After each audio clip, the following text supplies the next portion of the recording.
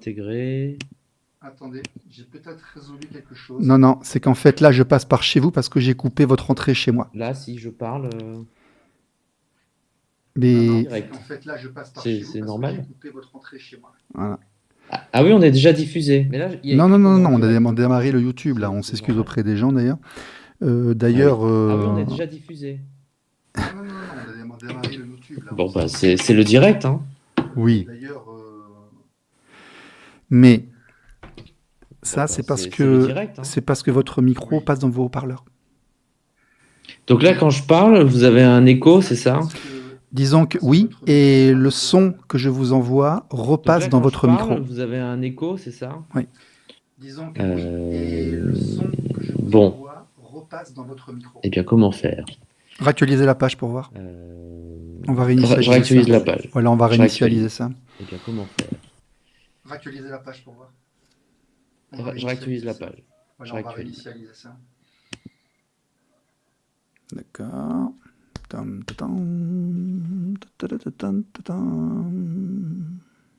D'accord. Comment ça se fait que il repasse dedans comme ça? 1, 2. Attends. Comment ça se fait que il repasse dedans? Et là, est-ce qu'il repasse dedans? 1, 2. Attends. Ah, parce qu'en plus, il est plus là, Damien, donc... Et là, est-ce qu'il repasse dedans? Ah, parce qu'en plus, il est plus là, Damien. Allô? Allô? Allô, allô?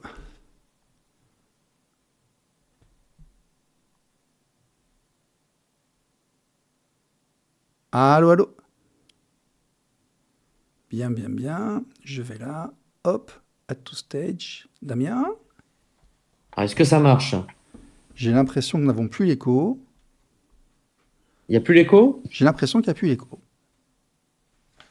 Bon, Bien. tant mieux. Voilà. Et comme ça, les gens peuvent voir les coulisses du direct. Voilà. Et Ouais. le petit stress qu'il peut y avoir lorsqu'on s'approche d'une...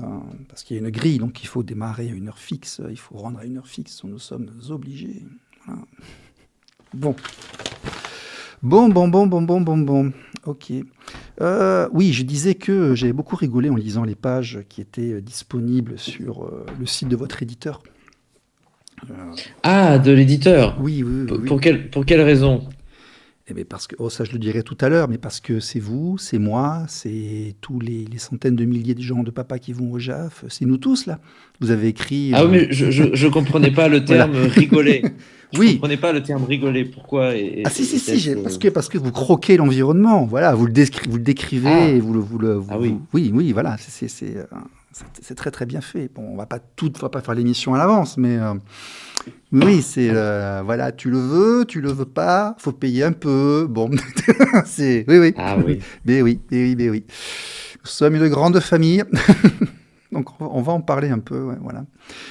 Voilà. D'ailleurs, si je peux me permettre, là, j'en profite un petit peu. Là, j'ai vu que vous avez fait vous êtes chroniqueur sur France Inter, Europe 1, vous avez fait les Guignols, tout ça, mais j'ai pas vu votre formation initiale. Formation en tant qu'étudiant? Oui, vous avez étudié quoi? Vous avez fait quoi? Alors, j'ai fait 5 ans de droit. D'accord. Master? J'ai eu à l'époque ce qu'on appelait un DEA, mais maintenant ça a D'accord. changé. Ok. Ça doit s'appeler Master de recherche, je pense. D'accord. Et puis comme j'aimais beaucoup la vie étudiante, j'ai prolongé et après j'ai intégré une école de commerce qui s'appelle le SCP à Paris. D'accord. Ce que nos aïeux appelaient Subdeco Paris. Et voilà, donc... Et vous n'avez pas terminé avocat à vendre des prestations, non? Non, mais c'était assez sans prétention aucune, hein. Je ne sais pas ce qu'il en est aujourd'hui, mais il eût été assez aisé de devenir avocat, puisqu'avec un DEA, on n'aurait eu que l'épreuve pratique pour intégrer l'école du barreau. C'était pas très difficile pour devenir avocat, c'est juste que moi j'étais un peu perdu. J'étais à la fac de droit, mais ça ne me plaisait pas plus que ça. Je passais les étapes sans grand enthousiasme. Voilà, et donc au bout de 5 ans, à part écrire une thèse, j'étais allé au bout, donc je savais plus trop quoi faire. Bon, les C'est 5 comme ans, beaucoup faut les d'étudiants faire un peu déjà. perdus en droit. D'accord. Ok. Donc, non, c'est étonnant. Donc, vous n'avez pas fait de la sociologie, tout ça. C'est pas ça qui vous a appris à croquer et à capter et à retranscrire ce que vous observiez dans votre environnement. Non, non, non, pas d'études en sociologie, Dieu m'en préserve. Ok, ok, ok. Donc, ok. Je me demandais en fait, je me demandais parce que pour faire ça, il faut avoir un regard, il faut savoir exprimer son regard. Et je me demandais d'où ça venait. Voilà, où étaient les origines de ça. Alors, le livre. Ah, on n'est pas sur le livre là, parce que après à Ah, 20 heures, on n'aura plus rien à dire. On tourne autour sans aller dans le. pas forcément le. D'accord. Alors, je sais pas. Je crois que déjà, il faut avoir envie. C'est important d'avoir envie d'écrire, Mhm. de s'amuser de ce que l'on voit. Il faut être observateur, curieux. Après, c'est aussi une question de personnalité. Moi, j'ai travaillé dans le monde de l'entreprise, mais j'étais assez observateur, finalement, assez contemplatif. Donc, ça me permettait de regarder les autres travailler. Même moi, quand je travaillais, je me regardais en train de travailler. J'avais toujours cette capacité d'abstraction pour rire un peu de la situation parce que je me sentais pas à ma place dans le milieu de l'entreprise. Donc, Ouais, mais quand on n'est pas pas. à sa place, on cherche autre chose aussi, peut-être pour. Oui, mais par exemple, pour être co-auteur des Guignols, il faut vraiment capter des choses et les ressortir de manière incisive, percutante. Oui, oui, c'est ça, percutante. C'est un vrai job, donc il faut être, c'est le terme qui ressort, faut être efficace. Voilà, on arrivait le matin, on était 4 auteurs et on avait même pas la journée, on devait à 15 heures au plus mal avoir pondu l'épisode du soir. Donc il faut être efficace. Mais quand on a beaucoup de contraintes éditoriales, et on en avait, finalement c'est sous la contrainte qu'on se libère. Donc euh, plus les briefs sont resserrés, et plus on arrive à, à trouver l'inspiration, je D'accord. pense. Ok. Ok, Doki. Bon, pour savoir avant de démarrer l'émission, là, vous êtes papa, vous avez un seul enfant? Oui, D'accord. Ok. Il y a une grande concordance entre votre ouvrage et votre vie personnelle? oui, oui, tout à fait. D'accord. Oui, Ok. Donc, madame est en Suisse, c'est ça?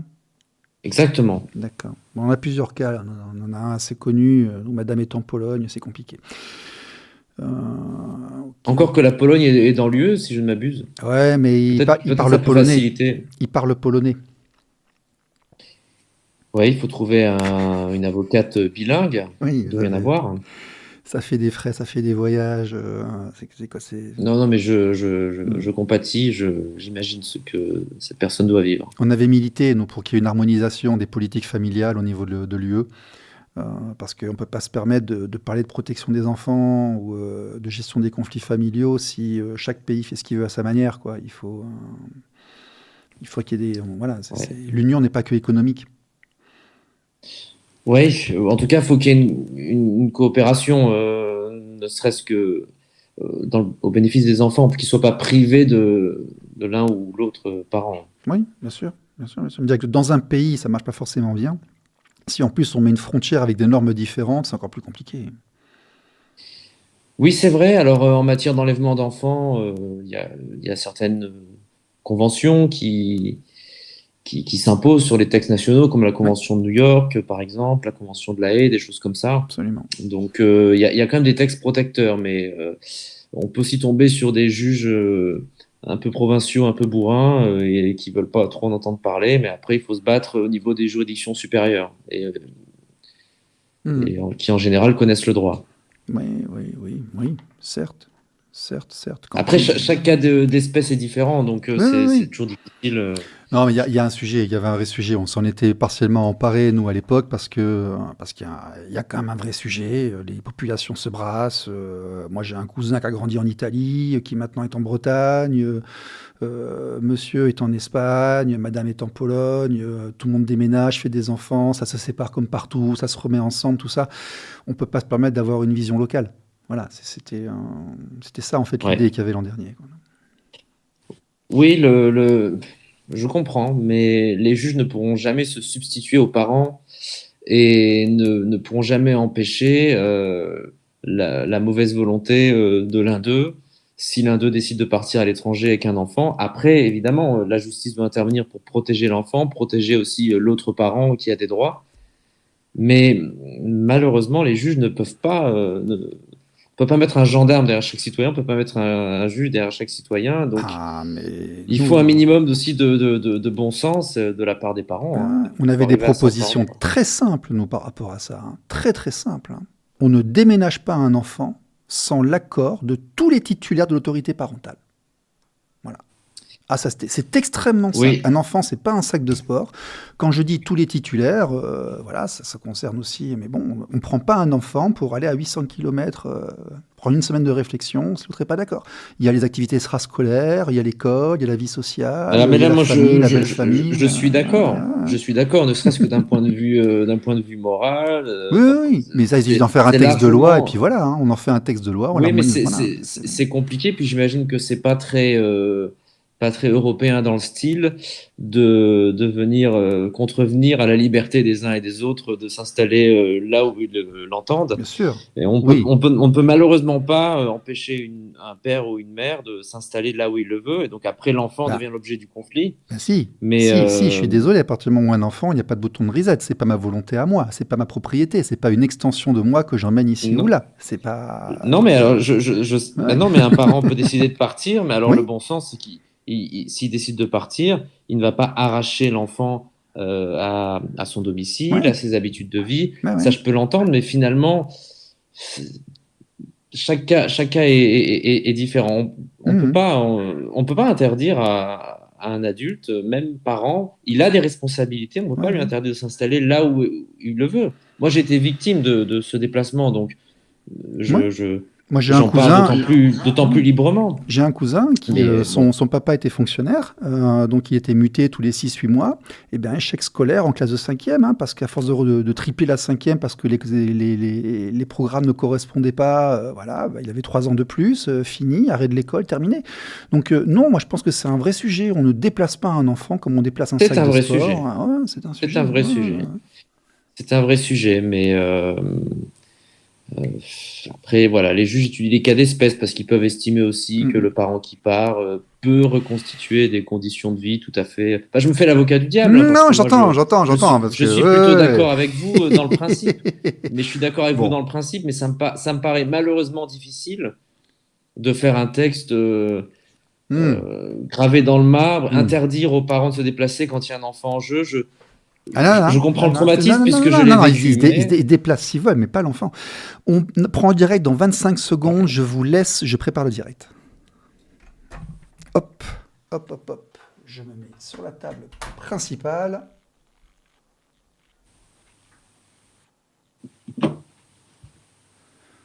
D'accord, donc il y a une musique immonde là avant.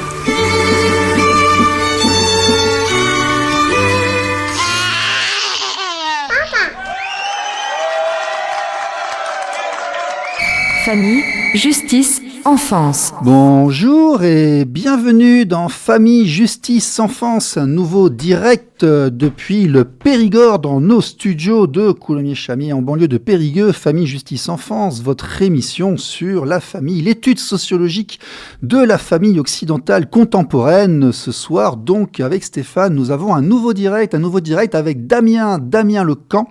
Damien Lecamp qui est en visio avec nous. Vous pouvez avoir l'interview sur YouTube si vous le souhaitez également. Vous cherchez Stéphane Lambert, YouTube, Famille, Justice, Enfance. Vous trouverez le live, le YouTube live qui sera disponible ensuite. Damien, bonjour.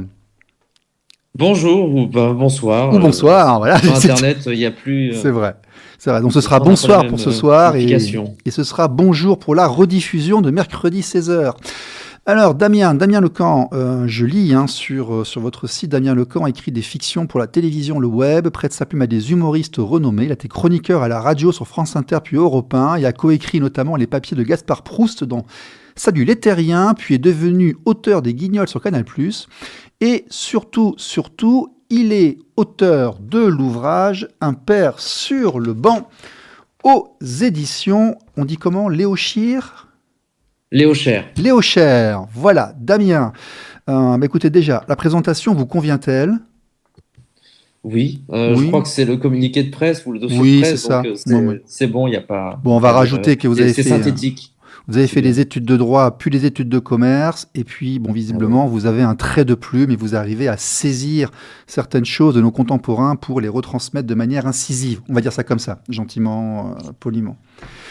Allez. Donc, ce livre, Un père sur le banc, bon, la question qu'on vous a posée 1000 fois, mais il faut quand même définir ça. Pourquoi ce livre? Pourquoi ce livre? Il serait un peu facile de dire, oh, mais c'est une thérapie, c'est une psychanalyse. En fait, rien de tout ça, puisque donc ce livre raconte mon histoire à peu près, hein, Mhm. mais je l'ai écrite 7 ou 8 ans après les faits, donc totalement apaisée. Alors l'histoire, pour la résumer rapidement, c'est celle d'un enlèvement d'enfant. En Suisse, la maman est suissesse et décide de partir avec l'enfant qui a moins de 3 ans, alors que nous vivions tous les trois ensemble en banlieue parisienne.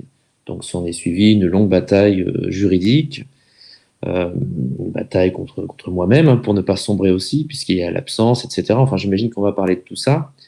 Mais au cœur de ce conflit, de cette tempête émotionnelle, j'aurais jamais eu l'idée d'écrire ce roman. Plusieurs années après, donc j'étais en paix avec cette histoire. Pour autant, l'idée ne m'est pas venue spontanément. C'est quelqu'un, c'est une copine qui m'a dit, mais quand même, ça pourrait être une histoire intéressante. Mais alors je me suis dit, j'ai envie de le faire, mais je veux écrire un roman. C'est-à-dire que j'ai envie de travailler le style, j'ai envie de m'amuser. J'ai pas envie de livrer un témoignage brut. Et donc l'envie d'écrire, on ne peut pas la passer sous silence. C'est une motivation très importante parce qu'encore une fois, j'étais en paix avec cette histoire. Je n'avais pas forcément besoin de l'exorciser sur le papier. Mhm. On va le dire, il y a beaucoup d'humour. J'avais reçu à l'époque ici l'auteur de l'ouvrage Un parricide ordinaire, qui lui aussi s'exprimait avec des grands éclats de rire en lisant son ouvrage. Euh, votre livre, hein, donc sur le site de l'éditeur, on peut voir des extraits qui sont disponibles. Vous le prenez sous l'angle. Vous faites, je dirais pas que vous avez fait bonne fortune, bon cœur, mais on sent l'humour. Satirique, caricatural, un peu noir, mais il y a de l'humour. Oui, alors pour rebondir sur ma réponse précédente, peut-être aussi que le fait d'écrire plusieurs années après, donc me permet d'avoir un recul suffisant et Vous aviez maturé tout ça. Ouais. oui, de parler de tout ça avec humour, ironie parfois. Et puis, il y a peut-être aussi un petit peu de déformation professionnelle parce que pendant des années, j'ai écrit des sketchs, j'ai écrit pour la scène, j'ai moi-même été sur scène, etc. Donc, c'est peut-être mon péché mignon aussi. Après, euh, il y avait un double enjeu dans l'écriture. Déjà, je ne voulais pas que l'histoire soit trop lourde, qu'il y ait trop de pathos. Donc, l'humour permet aussi de désamorcer un petit peu ça. Je ne Oui, voulais pas que oui. Il que rend les le messages livre. parfois plus, bien sûr. Ah oui. Et effectivement, ça peut donner plus d'impact aussi au message. Et puis, l'écueil aurait été de tomber dans la blagounette aussi, l'envie de faire des vannes et on perd un peu en sincérité. Donc, c'est un équilibre à trouver entre la sincérité, l'envie de s'amuser aussi avec le style, comme je vous disais. L'humour permet ça. Mais il faut utiliser l'humour à bon escient, disons, pour qu'il vienne soutenir les émotions, soutenir le propos, et non pas diluer les émotions et perdre un petit peu le lecteur.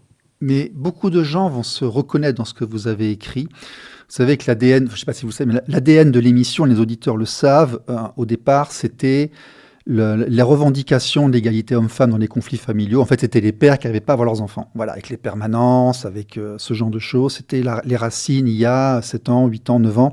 C'est de là que ça venait avant de dériver sur la famille en général, la protection de l'enfance.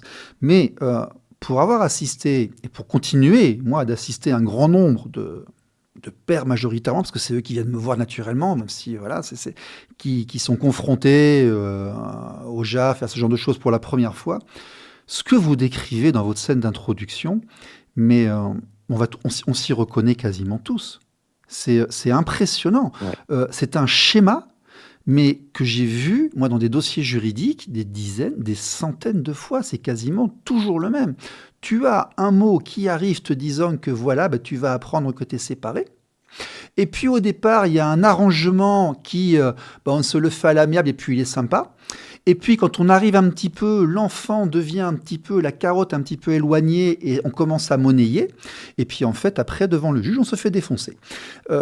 C'est malheureux, hein, mais malheureusement, c'est un schéma qui se répète encore et encore et moi je le dis aux gens, vous lisez, vous allez vous reconnaître avec humour, hein, mais ceux qui ont vécu ce parcours-là a été croqué de manière remarquable. Merci. Il est vrai que en écrivant, euh, c'est-à-dire que quand on vit ce genre de choses, alors si vous avez de nombreux parents, pères, si j'ai bien compris, qui vous contactent à ce sujet, euh, c'est quelque chose. On n'est plus que ça, on n'est plus que procédure. On est vraiment toutes ces années de ma vie. Il n'y a pas un jour où je ne pensais pas à mon enfant, bien sûr, même après l'avoir la première instance, par exemple, où la juge des affaires familiales m'a confié la garde exclusive. Après, il y a eu des appels, etc. Bon, ce sont des procédures toujours très longues. Même là, je n'étais pas complètement rasséréné et Vous avez eu la garde exclusive de votre enfant ? oui, en fait, dans le cas juridique précis, la mère a fait ce que l'on appelle un déplacement ici de domicile ou enlèvement intentionnel d'enfant. Ce sont les termes de la Convention de l'Haye. Et donc, en fait, plutôt que de parler de garde exclusive, la juge a répondu au problème de droit qui était soulevé et a constaté, dans le sillage du tribunal cantonal de Lausanne, parce que la mère donc, a enlevé l'enfant en Suisse, qui a statué précisément sur cette question, c'est de l'enlèvement intentionnel d'enfant. La juge de Nanterre, la juge française qui, elle, devait statuer sur le fond, quel parent obtiendra la garde, a résolu le problème juridique en disant qu'il y avait en effet déplacement ici de domicile. Donc, elle s'est placée au-dessus du conflit. Elle n'a pas dit tel parent est plus apte à accueillir l'enfant que l'autre. Simplement, elle a dit il n'y aurait pas dû avoir un déplacement de domicile. Donc, le domicile de l'enfant, juridiquement, est en France avec le père en banlieue parisienne. Donc, on le maintient auprès de son père. Et je pense que la juge, à ce moment-là, tablait sur un retour de la mère près du lieu de vie de l'enfant. Je pense qu'elle s'est dit ça, la juge. Elle s'est dit, bon, la mère vivait depuis 3 ans avec le père et l'enfant à côté de Paris. Elle est repartie en Suisse, peut-être qu'un caprice après tout. Et si l'enfant vit en France, elle reviendra. C'est vrai que ça semblait couler de source. Et à l'époque, je sondais beaucoup de mamans ou femmes futures mamans. Non, ça et coulait toutes pas me de disaient, source. moi, je reviendrai. Oui, mais ça. Mais elle n'est pas revenue et elle a continué en fait à se battre après pour essayer puis à ce moment-là d'inverser la décision et d'obtenir la garde exclusive en Suisse. Donc ça a été un long combat, mais en tout cas qui a été résolu en première instance par cette décision finalement de droit. La juge a dit le droit. Ouais, c'est rare. Je vais devoir vous dire que c'est extrêmement rare parce que j'ai vu passer moult exemples. Et si vous voulez, la juge, elle a laissé l'enfant avec la maman. En situation conflictuelle, c'est-à-dire, je veux dire, lorsqu'il y a désaccord sur les modalités de garde, les statistiques qu'on a de 2011, on a beaucoup de mains des plus récentes, en situation de désaccord, les pères ont 7% de garde. Et ça comprend les mères qui sont réellement dysfonctionnelles et les enfants adolescents qui imposent leur point de vue. C'est-à-dire qu'en situation de désaccord, donner la garde exclusive au père, c'est quelque chose qui est statistiquement rare, en tout cas en France, chez nous. Ouais. Et bon, après, vous direz, nous, on voit venir que les gens qui se plaignent. On ne voit pas venir ceux qui ne se plaignent pas. Donc, effectivement, parmi les gens qui se plaignent, où ça se passe pas bien, dans les dossiers que je vois, ils n'ont pas ce qu'ils veulent. Donc, il faut aussi que je modère mon propos par rapport à ça. Mais c'est aller au JAF, demander la garde exclusive d'un conflit et la voir. Oui, vous êtes notre héros à tous, là, quand même. Hein. Surtout que l'enfant était un enfant en bas âge. Mon fils avait 2 ans et demi à ce moment-là. Donc, Ah bah oui, oui. les donc chances vous de avez- gagner étaient infimes. Mais mon Absolument. avocate que je salue, qui était excellente, elle a pris sa retraite aujourd'hui, me confirmait vos chiffres. Elle me disait, dans le cas d'un conflit, s'il n'y a pas d'entente pour une résidence alternée ou lorsque celle-ci est impossible parce qu'il y a éloignement géographique ou autre, oui, dans 90% des cas, on va dire, la décision est en faveur de la mère. Ça comprend aussi des décisions où ça arrange bien le père aussi qui ne veut pas avoir la garde exclusive, mais lorsqu'il y a Oui, bataille mais... sur ce sujet-là, oui, souvent la mère l'emporte. Ah, C'est vrai. attendez.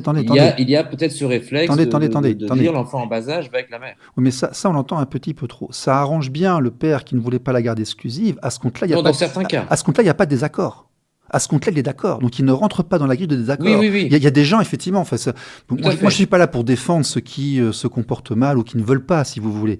On demande une équité, puis on demande une espèce d'égalité qui reconnaît la situation d'aujourd'hui, en 2025, en France, en Occident, si vous voulez, où on a des comportements qui sont très différents de ceux de nos grands-parents, de nos arrière-grands-parents. Bien sûr. Les enfants en bas âge, on s'en occupe d'une manière très différente que le faisaient nos aïeux. Et Dieu merci. Mais dans les cas où effectivement le père et la mère ne sont pas d'accord, dans ces cas-là, hein, où le père s'affirme en disant je voudrais avoir ce rôle d'éducant, je souhaiterais avoir ce rôle de parent, s'il y a un désaccord, c'est compliqué. Voilà, il faut le savoir, c'est quand même compliqué. Oui.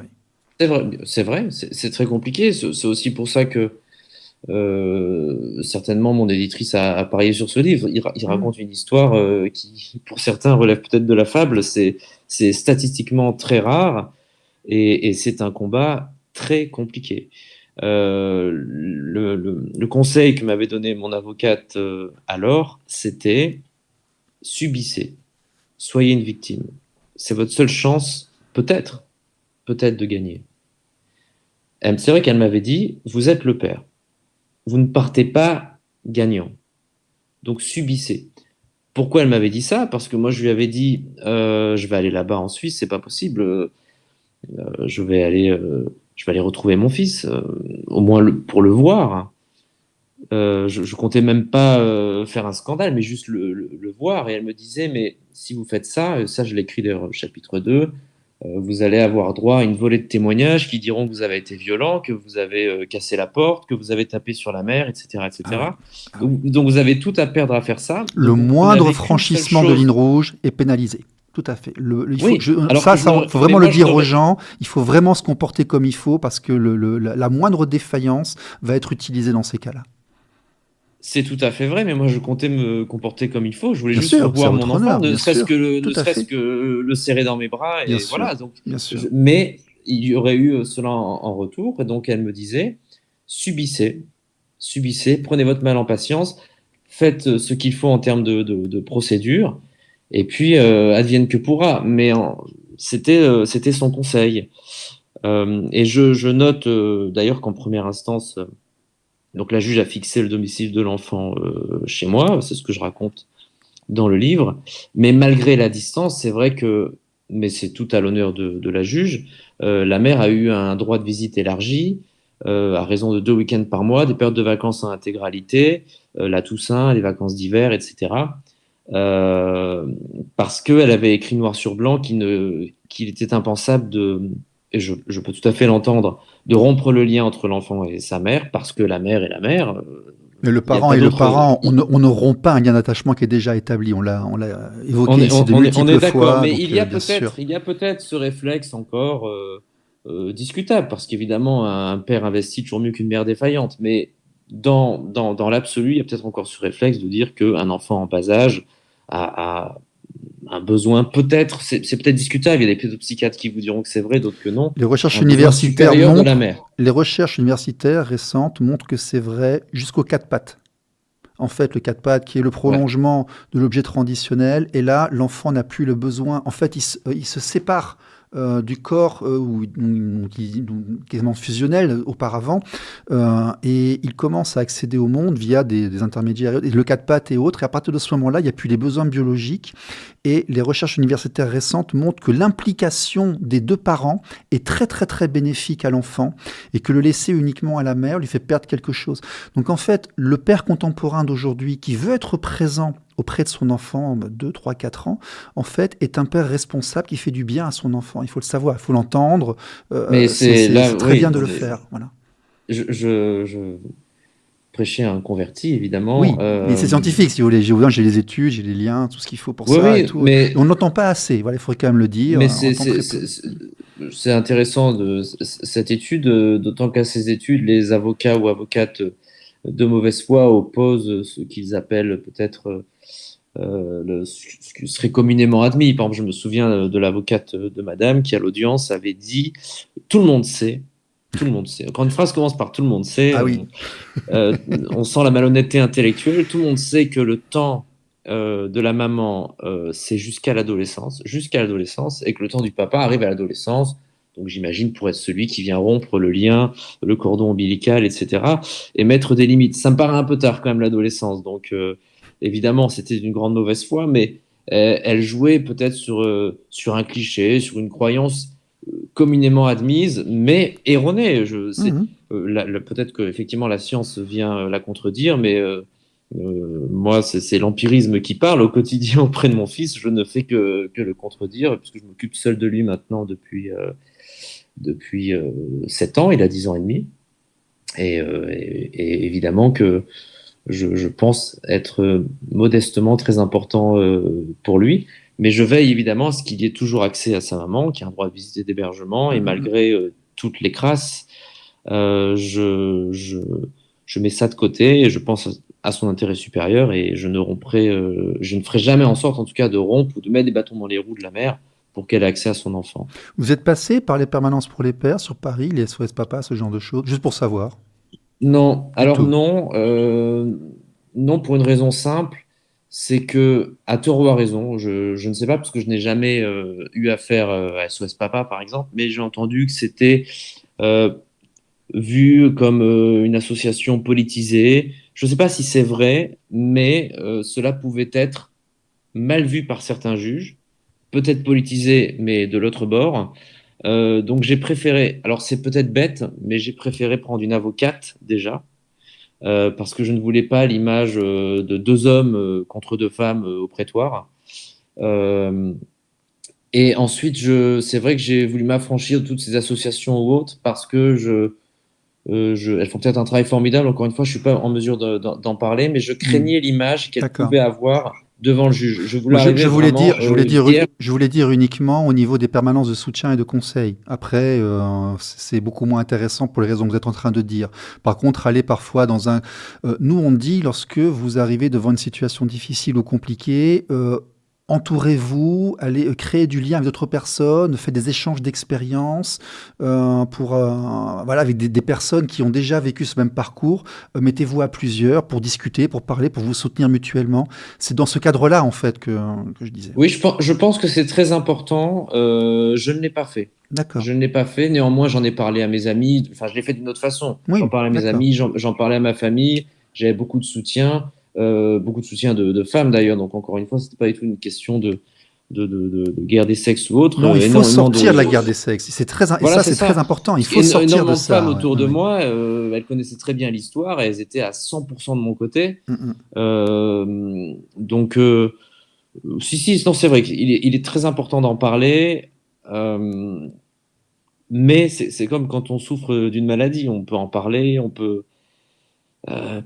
Parfois, on est malheureusement bien seul, et les autres peuvent pas toujours être présents, les autres peuvent pas toujours comprendre.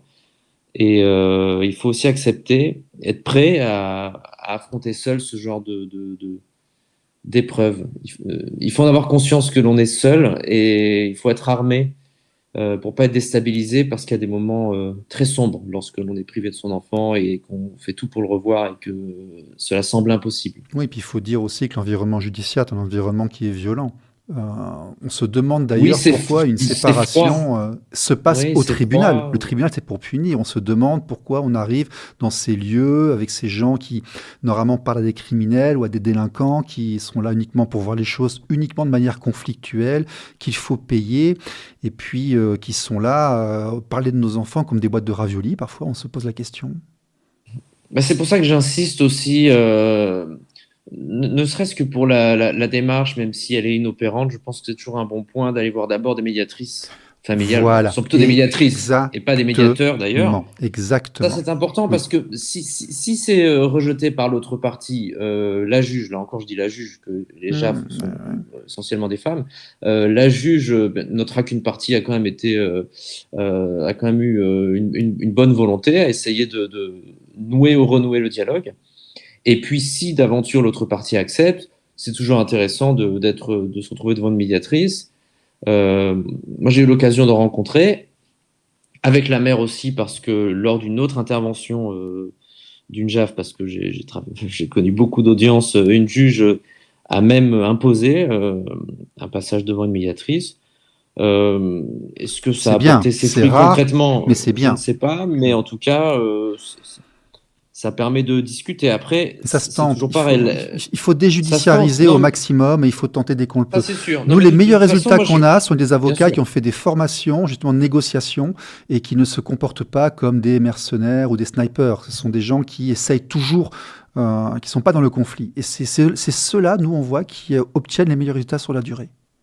Ça, c'est certain. Les juges apprécient de toute façon les démarches diplomatiques, ce qui va dans le sens du dialogue, de l'entente, et ce sera toujours mal vu d'être le parent qui refuse ses mains tendues. Ok. Petite question, Damien Lecan. J'arrive de l'étranger. J'ai passé plus de 10 ans à l'étranger. Et quand je suis arrivé en France, j'ai eu l'impression d'être un ovni. J'étais plus un père, j'étais un parent d'eux. J'étais plus un client de l'État. Enfin, l'école travaillait plus pour moi. Le docteur non plus. Ma fille m'appartenait plus. Et je me suis demandé ce qui se passait. Là, je vois dans votre communiqué de presse, vous parlez aussi de parents d'eux. Vous dites aussi que difficile de brandir l'étendard du père. Qu'est-ce qui se passe en Occident? Est-ce que c'est mal d'être... qu'est-ce qui vraiment... Pourquoi est-ce qu'on est devenu comme ça? Mais alors, là, c'est un cas concret que vous me donnez, quelqu'un qui arrive de l'étranger. C'est moi, en l'occurrence, c'est moi. Voilà, donc je le connais bien, ce cas-là. Mais oui, D'accord. Et c'était Mais de quel pays, si je peux me permettre? j'étais en Asie du Sud-Est. Voilà. Ah, parce qu'au Japon, par exemple, enfin, je ne sais pas si c'était le Japon, je sais que malheureusement, les pères qui connaissent des cas analogues avec des mamans qui repartent vivre au Japon, qu'ils ont rencontrés en France, n'ont quasiment aucune chance de revoir leur enfant. Non, ce que je veux dire par là, c'est que dans les cas de famille traditionnelle, le père a une importance, et j'ai l'impression que dans l'environnement social qu'il y a, on l'a traité ici de multiples fois, la position du père est attaquée, c'est de manière très souvent un préalable à la position de la mère qui est difficilement tenable, en famille monoparentale notamment, et on arrive ensuite au problème des placements et autres, et ça pose un vrai problème sociétal en fait, qui est la destruction de la famille traditionnelle, et vous et votre regard, parce que c'est pas forcément à France Inter qu'on va l'entendre comme ça, mais vous, votre livre, il ne correspond, enfin, il a quand même un regard qui est particulier. Votre regard, il dit quoi de tout ça? Alors, ce que je précise souvent, c'est que j'ai pas écrit un livre politique. Après, on peut considérer que tout est politique, C'est de la mais je voulais sociologie, pas. ça, hein, c'est sociétal, hein, purement, c'est tout, hein. Voilà. Oui, oui, bien sûr, mais enfin, euh, c'est un combat à hauteur d'homme et qui est très personnel. Donc, euh, oui, c'est le combat d'un père au nom de l'amour paternel. D'accord. Il est tangible, il existe, il n'est pas moins fort, moins remarquable que l'amour paternel. Euh, alors, est-ce que vraiment il serait déprécié? Est-ce que la figure du père... Oui, vous l'avez souligné, peut-être que c'est la famille traditionnelle qui est un petit peu attaquée, peut-être. D'une façon générale, alors je ne suis pas sociologue, mais on traverse une époque où l'individualisme est exacerbé, donc les familles explosent, les couples ne tiennent plus. on- tout ça converge vers une instabilité. Et c'est probablement difficile pour le père de trouver sa place là-dedans. Est-ce que maintenant il est vraiment attaqué, déprécié? Je ne sais pas. En tout cas, moi, je vois beaucoup d'exemples autour de moi de pères très investis, ça c'est sûr. Ah, ça, oui, Est-ce que, absolument. est-ce, est-ce que leur investissement est vu à sa juste valeur? Je ne sais pas. De toute façon, on s'occupe pas de nos enfants pour avoir des médailles. Mais C'est bien ça. quand je vais à l'école chercher mon enfant, il y a toujours une majorité de mamans, mais je vois quand même de Ouais. plus en plus de papas qui sont là. Qui pousse les Et ils sont pas poussettes, seulement là pour aller bien sûr. chercher leur enfant. Ouais, On ouais, sent qu'ils sont là parce que ouais. ils ont envie d'être là, ils aiment ça, ils sont investis. Et j'en vois quand même de plus en plus. Ah, mais oui, bien Et je sûr. vois énormément de pères aimants autour de moi. Donc, si vraiment la figure du père est attaquée, c'est c'est c'est dommage parce que vraiment je vois de plus en plus de pères investis et qui veulent s'investir et qui le font spontanément et naturellement. Oui, tout à fait. Qui se comportent, encore une fois, ce sont des comportements qui sont bénéfiques pour l'enfant au niveau de la science et qui sont assez différents de l'existant d'auparavant. Oui, oui, et puis bon, après, tout bêtement aussi, il y avait plus les mamans avant, enfin, peut-être plus déjà nos Ouais.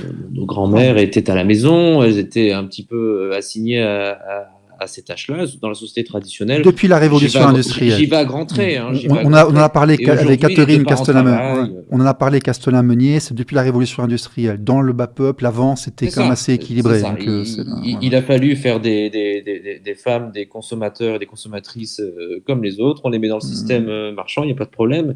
Et forcément, la famille en pâtit.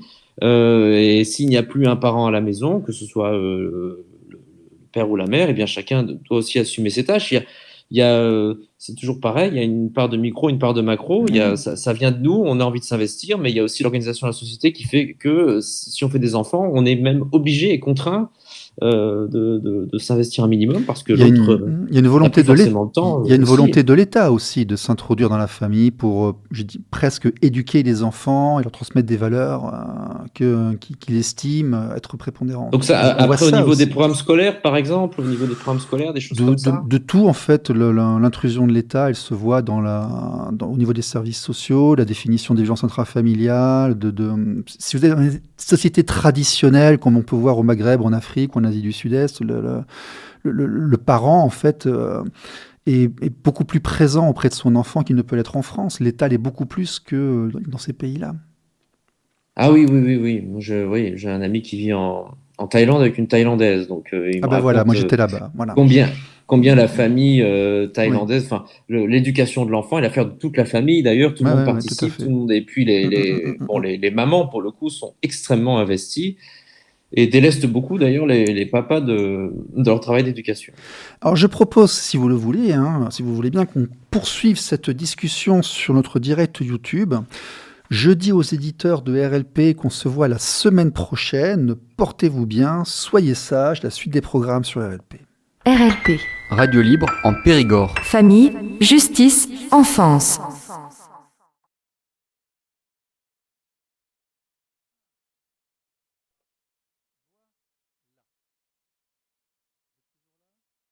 Je suis là. Ok, bon, voilà. Bon, le direct est terminé. Si vous voulez, on peut Ok. discuter un petit peu, ou si vous voulez partir, c'est bon. C'est comme vous voulez, c'est vous qui me dites. Ben, je vais pas tarder à aller dîner, mais D'accord, ok. Mais votre ami est en Thaïlande, vous m'avez dit. tout à fait. En fait, oui, non, bah lui, c'est un roman, lui. C'est quelqu'un qui a toujours fui ce qu'il appelle les emmerdements, donc fui les femmes, fui le monde du travail, qui a eu. Alors ça, c'est justement, c'est le côté micro, ça vient de lui. Et puis ce qui est venu un petit peu d'en haut, c'est un héritage très profitable. Donc il a pu, en gros, arrêter de travailler. Et il cherchait toujours le pays idéal pour payer le moins d'impôts possible, pour être le moins emmerdé par l'État. Enfin, bon, c'est quelqu'un de très particulier. Mhm. Et donc, finalement, il s'est dit, tiens, la Thaïlande. Il s'est trouvé une Thaïlandaise qui s'occupe de lui, qui est aux petits soins. Il est très content. Je sais qu'il a une cuisine, il n'a jamais mis les pieds depuis qu'il s'est installé là-bas. Il mène une vie de pacha, mais il veut même pas d'enfant. Mais il me raconte que sa compagne thaïlandaise qui a un enfant, c'est vraiment l'affaire de toute la famille. Il voit bien que tout le monde est extrêmement investi, les mamans énormément, mais aussi les grands-mères, et que les enfants Surtout les peuvent grands-mères. rester. Surtout Oui, les les grands-mères. grands-mères, il Moi, m'en a parlé. j'y suis resté 6 ans, en fait, si vous voulez. Les parents donnent les enfants à leurs parents à eux pendant qu'ils vont travailler, parce que comme il n'y a pas de retraite et système social, si vous voulez, ce sont les parents, ce sont les enfants qui payent les retraites de leurs parents, comme on faisait nous il y a 150 ans ou 200 ans. Et donc, en fait, il n'y a pas de transmission, en fait, parce que la grand-mère se retrouve à éduquer l'enfant, mais sa propre grand-mère lui a pas transmis comment il fallait faire. Et il y a une espèce d'incertitude, parce que très souvent, les parents font l'enfant et vont travailler, et ils travaillent avec beaucoup, beaucoup d'heures par semaine. Et effectivement, après, quand ils sont présents, c'est très collectif, tout le monde le fait un petit peu, mais il y a une C'est prépondérance des ça. grands-parents. Ouais. Oui, c'est ce qui m'a expliqué. Et effectivement, c'est une façon très différente de voir les choses. Mhm. Après, sur l'éducation de nos enfants, c'est. Après, c'est des lieux, si vous voulez, quand vous avez une dispute, par exemple avec la mère de ma fille, quand on avait une dispute là-bas, l'environnement venait, nous disait, non, non, il faut faire un effort, il faut essayer de rester ensemble, on ne divorce pas, on trouve des solutions pour l'intérêt de l'enfant. Oui, c'est Il y a une c'est pression sociale qui essaie de faire comme dans les qu'on reste sociétés ensemble. traditionnelles, Voilà. comme c'était Oui, le oui. cas en France, il y a Mm, mm, voilà. mm. Euh, Et c'est pas pour autant que je lui tapais dessus ou j'étais mal, hein, j'étais pas non plus quelqu'un. Oui, il faut sortir de la caricature qu'on peut parfois entendre. non, non, non, mais bien, bien Il y sûr. a un bon côté par rapport à ça. Ah oui, oui, oui, je suis d'accord. Moi, je crois beaucoup à l'importance de la famille, c'est certain. Euh, mais bon, l'État n'est pas le seul responsable. C'est aussi aux familles parce que je pense que les réseaux sociaux font énormément de mal aussi. Les Hmm. fréquentations. On voit d'ailleurs que dans les familles où il n'y a pas de père, je pense qu'il doit y avoir des statistiques là-dessus sur les délinquants. Il y a quand même beaucoup de familles où il n'y a pas de père Oui, et les familles monoparentales génèrent le énormément de petits garçon délinquants. glisse. C'est ça, Des incivilités, des petits délinquants, des gens qui c'est sont un petit peu ça. asociaux. Et Le oui, manque de et repères, oui. le manque de pères produit effectivement ça. Et nous produisons en France actuellement beaucoup de familles monoparentales et nous produisons énormément d'enfants placés aussi. C'est un... Oui, alors j'ai même deux exemples de familles monoparentales, nouveau genre encore, puisque ce sont deux mamans qui ont fait une PMA. Chacune Mhm. a fait une PMA. Et je soupçonne au moins l'une d'entre elles de l'avoir fait. Alors, parce qu'elle voulait être maman, évidemment. On fait quand même pas ça si on n'a pas envie d'être maman, mais puis ça coûte des milliers d'euros, donc il faut quand même le vouloir. Mais je pense qu'il y avait une part aussi de militantisme elle voulait prouver, parce que c'est une militante féministe convaincue, qu'on peut se passer d'un père. Je pense qu'il y avait quand même quelque chose comme ça dans sa démarche. Après, je ne voudrais pas lui faire un procès d'intention, mais j'étais à son anniversaire d'ailleurs dernièrement et je suis arrivé et sa petite fille, quel âge elle a, sa petite fille? 6 ans, elle m'a tapé. Elle m'a tapé pour me dire bonjour. Je dis, tu me tapes pas, c'est pas une façon d'accueillir les gens. Elle m'a retapé. Ouais. Et sa mère, elle dit, oh, en même temps, avec l'image que je lui donne des hommes, c'est normal. Bon, Aïe, bah, c'est sûr que là, aïe. là, oui. C'est pas Après, rendre ça, c'est un. service à l'enfant, ça, pas du Ah tout. Non, non, ah non, non, mais non. moi, je suis pas là pour donner des leçons, hein, mais je lui ai dit, ouais, mais quand même, hein, c'est, J'étais ce serait surpris de bien voilà de. ce que vous venez de dire. Là, je tourne un petit peu Mais bon, autour c'est durant c'est un l'émission. épiphénomène. On peut pas dire toutes les Eh femmes ben, sont pas comme tant ça, que c'est un ça. Je épiphénomène. trouve qu'il est très très présent dans la sphère médiatique en tant que parent, il est très très présent dans ce qu'on reçoit comme ça des messages de la société. En tout cas, venant de l'étranger, ça m'a vraiment sauté au visage. J'étais pas habitué à ça. Ouais, ouais, je peux comprendre. En fait, j'essaie je vis pas avec des œillères, mais j'essaie le plus possible face, on va dire, à la violence du monde, de me concentrer le plus possible sur mon enfant, par exemple, sur Mm. notre histoire à nous deux, et vraiment créer une bulle. On écoute notre musique, on fait nos sorties. J'essaie vraiment de cloisonner parce que si je commence à trop, trop écouter ce qui se dit, trop lire ce qui se dit, c'est-à-dire je vis mon truc, à la limite, je me dis, je m'en fiche qu'on dise ce qu'on peut penser d'un père, d'une famille monoparentale. Je vis mon truc, moi je sais ce que je vis, je sais que voilà, j'ai la chance de connaître l'amour, le vrai, c'est comme ça que je vois les choses, le plus grand amour, de loin, l'amour parental. C'est fort, hein. Ah oui, oui, non, mais voilà. C'est le Mais truc je le ne plus peux. fort que j'ai vu dans ma vie, Mais moi. bien sûr, Quand il il tenait n'y a comme aucun, ça, dans la main, comme ça, au il début, n'y a là, c'est aucun le truc. équivalent. Voilà, il Il n'y a n'y a pas pas, d'équivalent à ça. il y a pas d'équivalent, mais j'ai pas envie non plus de faire la leçon à ceux qui ne le connaissent pas en disant, moi, je connais quelque chose que tu ne connais pas. Cela dit, je pense que je suis privilégié de le connaître. Mais Ah, votre voilà, physiologie a changé. J'ai parlé à plusieurs spécialistes ici. La parentalité change la physiologie du cerveau, autant chez le père que chez la mère. C'est-à-dire que l'accès à la parentalité fait que notre personnalité, notre structure cérébrale évolue, change. Nous ne sommes plus la même personne, ne serait-ce qu'au niveau biologique. c'est très possible. Sébastien Dupont, voilà. Je sais que j'aime en tout cas celui que je suis quand mon fils est là. Là, il est chez sa maman en vacances. Voilà, les vacances de la Toussaint. Je pourrais d'ailleurs demander à les partager, mais bon, je lui laisse les 2 semaines. Et puis, je sais qu'on retournera au tribunal quand il aura 12 ans. Je sais très bien que tout ça me pend au nez. Mais ouais, quand je suis avec lui, tout est bien, quoi. Voilà, tout est bien. Donc, on verra. Moi, j'insulte pas l'avenir. Je sais qu'à l'adolescence, ça peut être plus dur. Mais voilà, c'est génial. On passe. Et puis, moi, j'ai écrit une pièce de théâtre qui a l'affiche à Paris, donc il m'accompagne aussi. Alors, le jeudi soir, alors, c'est vrai qu'il se couche très tard, mais bon, j'ai pas de solution pour le faire garder. Et chaque fois, j'arrive avec lui et ça fait rire tout le monde. Mais vous vous quittez jamais, il est 23 heures, qu'est-ce qu'il fait là? C'est vrai qu'il devrait être couché à 23 heures, je le reconnais, mais bon, j'ai pas d'autre solution. Il me suit partout et c'est vrai que ça. Parfois, on se moque un peu de moi quand en disant non, mais des branches, fais-le garder, t'es pas que papa, t'es aussi un homme, t'es aussi. Mais ça me fait rien ce que je dis, ils ne savent pas. Ils Non, ils ne savent savent pas. pas et c'est des choses que Et ils savent que pas, vous mais je leur récupérerez en, jamais. voilà, Et et vous donnez à je votre leur en veux enfant ce qui est le pas. plus précieux, c'est votre temps et votre personne. C'est pas d'argent dont un enfant a besoin, c'est de Mais notre bien sûr. implication et notre amour. C'est ça que vous lui donnez, c'est ça dont il a besoin. Totalement. Et puis, bon, bah, je vais être cucu, mais c'est la chanson de Balavoine, aimer est plus fort que d'être aimé. C'est vrai que, alors en plus, bon, bah, notre enfant nous aime. Il m'aime énormément. On n'arrête pas de se le dire et de se le prouver, mais Mhm. euh, oui, c'est quelque chose d'extraordinaire. Et donc, en fait, on se moque gentiment de moi, parce que c'est vrai qu'on se quitte jamais avec mon petit, mais je, je réponds même pas. Ils savent pas. Ils savent pas, donc c'est pas grave. Et c'est comme ça. S'il y avait une maman, bon, bah, on partagerait, mais là, c'est famille monoparentale, c'est comme ça. Ouais. Après, il y a des moyens de Donc, faire. Hein. Des psychologues m'ont expliqué. On donne les indications en référence à quelque chose. On prend toujours une référence d'autorité. Ça complète le double langage qu'on est censé avoir parce qu'on est seul à tenir cette double facette. Donc, la deuxième tendance, la deuxième composante qu'on fait par nous-mêmes, eh bien, on la justifie toujours par une référence d'autorité. Et là, ça passe. Voilà, on peut le faire. Donc, il y a des ouais. solutions pour élever les enfants en famille monoparentale pour compenser l'absence de la deuxième personne. Oui, bon, de toute façon, on joue aussi un peu les deux rôles, hein, famille Oui, monoparentale, bien sûr, bien sûr, c'est bien sûr, bien sûr. sûr. Mhm.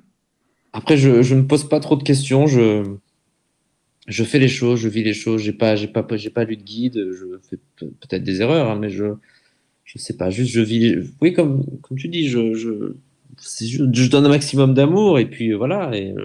Mhm. Et on verra bien, hein, mais il a l'air, je crois qu'il est plutôt heureux, hein. Mhm. Bon, j'ai pas pu lire Donc, le livre, j'ai lu que les extraits, donc j'étais pas arrivé jusqu'à la partie où vous avez la garde totale. Mais bon, si votre éditeur veut me l'envoyer, s'il est le bienvenu, ce sera... ouais, alors Voilà. ouais, ouais, oui, bah, comme Léo Cher malheureusement est décédé, Ah, c'est un peu compliqué d'avoir des nouvelles de l'éditeur en ce moment. vous avez récupéré un nouveau livre peut-être à venir, vous avez récupéré les droits de celui-là, vous avez... Ouais, mais en fait, il s'est bien vendu, donc il y a quasiment plus de stock. Donc de toute façon, ce que j'ai récupéré, j'ai quasiment rien récupéré, mais il sera a priori pas réimprimé parce que la mort de Léo Cher fait que la maison, je sais pas trop quel sera l'avenir. Mais en fait, tout le stock est parti, quoi. C'est quand même un livre qui a trouvé son lectorat, donc ça, je suis Mhm. content. Alors, moi, il m'en reste très très peu. Je sais qu'il est sur Amazon encore. Mais je peux voir éventuellement pour vous en envoyer un, mais je sais même pas combien il m'en reste, il faut que je regarde. Non, mais c'était pas... Vous privez pas. Mais je peux Ne vous privez pas les si, gens. Vous m'envoyez un non, PDF, c'est la pas compte d'auteur, si vous... c'est Moi, quand c'est- c'est- j'écris des c'est- livres, j'ai des PDF avec une petite bande verticale en diagonale dessus. Ah, mais oui, je l'ai en version numérique aussi. Je peux l'envoyer en version numérique. Non, mais c'est pas ça. C'est pas du tout que ça priverait les gens. C'est que je sais que je fais un salon du livre c'est en février, je crois. Et comme pour le coup, j'y allais avec mon stock, alors je sais pas exactement. Oui, bon, ok. Je peux plus trop en donner, quoi, en gros. D'accord. Mais je peux vous envoyer par mail une version numérique. De toute façon, le Oui, livre est voilà. sorti, le texte est protégé, donc. Ouais. Enfin, déjà, j'ai confiance en vous, c'est pas le problème. Mais je veux dire, Mhm. j'aurais même pas besoin de mettre une bande dessus. Je pense pas, hein. Ok. Après, Okidoki. c'est pour vous, hein, c'est juste pour Oui, vous. oui, c'est parce que j'ai bien aimé le début que j'ai lu, j'ai trouvé ça très rigolo. Je me suis vraiment reconnu dans la scène, dans l'aéroport, enfin, dans la gare, Ouais, ah le ouais, ouais. petit, là, ces instants où le dos se glace lorsqu'on voit Ah oui, les choses oui. se mettre en place. Vraiment, c'est du vécu, quoi. Ça s'invente pas. Et quand on le lit, on se reconnaît. Enfin, moi, ces premières pages, là, c'était moi. Voilà. Mais Et j'ai c'était reçu moi, c'était beaucoup de Gérard, c'était témoignages. Philippe, c'était Claude, c'était voilà, c'était Mais parce que vous êtes donc vous êtes papa de combien d'enfants? une, Une fille qui a quel ouais, âge? qui aura 15 ans en janvier. Et donc elle vit où, si c'est pas indiscret? Je l'ai pas vue depuis 4 ans. Ouais, c'est très dur. Elle vit à l'étranger? Non, justement, la bagarre, c'est que je l'ai faite, j'en parle quasiment jamais, mais bon, bah, de toute façon, voilà. Moi, je veux pas non plus. J'ai essayé de faire en sorte qu'elle reste en France et il y a un très gros conflit parce que sa mère veut repartir avec. Voilà. Oui, bah oui, je comprends. Ah oui. Bon, c'est vrai qu'elle a son mot à dire aussi, mais les adolescents sont pas toujours Quand elle écoutés. sera Mais grande, mais à 8, 9 ans, elle ne l'avait pas. non, ils appellent ça le Euh, discernement. Dans les Oui, faits, mais c'est 12 ans. oui, oui, mais moi j'ai dit qu'on charge pas un enfant manipulable parce que ça le rend potentiellement vulnérable et là, on protège un enfant un maximum. Voilà, jusqu'au moment où les enfants viennent bien assez tôt. Ils auront leurs problèmes bien suffisamment tôt. C'est pas la peine de les charger quand ils Bien sont sûr. petits avec des choses comme ça. Et ce serait quel pays? La Thaïlande. Ah oui, c'est donc ouais. Oui, c'est un combat qui vaut la peine d'être mené parce que effectivement, c'est pas la porte à côté. Mm, mm, mm. Ouais. Elle ira plus tard, mais quand elle sera indépendante, autonome. Voilà. Oui, surtout que voilà, 15 ans, elle est quand même grande. Ah, elle va être. Oui, mais on n'est pas encore mature à 15 ans. Ça peut mal tourner encore. Faut finir un peu d'études, apprendre un petit métier, devenir quelqu'un de Non, personnalité. je suis d'accord, mais en France, là, elle est pas loin de vous alors. Ah, on va arrêter là sur cette chose-là. Je vous le dirai en off si vous voulez. D'accord, d'accord. Bah, j'espère surtout que vous allez pouvoir la revoir, hein. J'espère aussi. Je Il l'espère, n'y a pas une vivement seule pour vous. heure où je n'y pense pas. Mais alors ça, je, je vous comprends tout à fait. C'est normal. Bon. Écoutez, merci d'avoir été notre voix à beaucoup d'entre nous, là, dans ce livre. Et puis, Ouais, ouais, mais je reçois pas mal de messages, hein, ben oui. de papa qui me demandent des conseils comme si j'étais avocat. Je dis, prenez un bon avocat déjà, mais Oui, mais un avocat, problème bon, c'est des gens avec qui... la Roumanie, problème avec, je reçois plein de mails Oui, comme bien ça, sûr. avec l'Allemagne. Ouais. Nous avons un problème. Nous avons un problème qui, pas seulement dans le changement de pays, mais nous avons un problème de gestion des séparations. Une société on se recompose beaucoup. On a même des exemples plus au sommet de l'État, de personnes qui ont divorcé plusieurs fois, qui ont se remarié plusieurs fois. Il y a la place du beau-père. Moi, j'ai deux papas, par exemple. J'ai le père biologique, j'ai celui qui m'a élevé jusqu'à 15 ans. Notre société est Oui, comme ça aujourd'hui, si vous voulez. Et il faut qu'on arrive à gérer ça entre nous sans s'étriper les uns les autres. On devrait pouvoir réussir à faire ça, c'est important. Voilà.